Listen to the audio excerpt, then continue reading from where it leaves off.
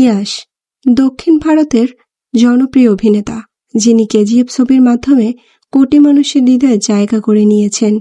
তার আসল নাম নবীন কুমার গৌড়া, কিন্তু পুরো বিশ্ব তাকে ইয়াশ নামেই চেনে। একেবারে সাধারণ পরিবার থেকে উঠে এসে তিনি প্রমাণ করেছেন, স্বপ্ন আর পরিশ্রম থাকলে কোনো কিছুই অসম্ভব নয়। কেজিএফ চ্যাপ্টার 1 ও কেজিএফ চ্যাপ্টার 2 ছবিতে রকি ভাই চরিত্রে তার তীক্ষ্ণ দৃষ্টি, শক্তিশালী সংলাপ আর দুর্দান্ত স্টাইল দর্শকদের মুগ্ধ করেছে।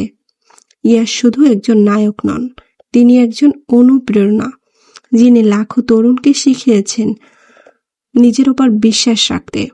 তার সাফল্যের গল্পই বলে, স্বপ্ন ছোট হলেও লড়াইটা বড় হওয়া চাই। রকি ভাই শুধু সিনেমার চরিত্র নয়, সে এক আগুন যে অনুপ্রেরণা যোগায়।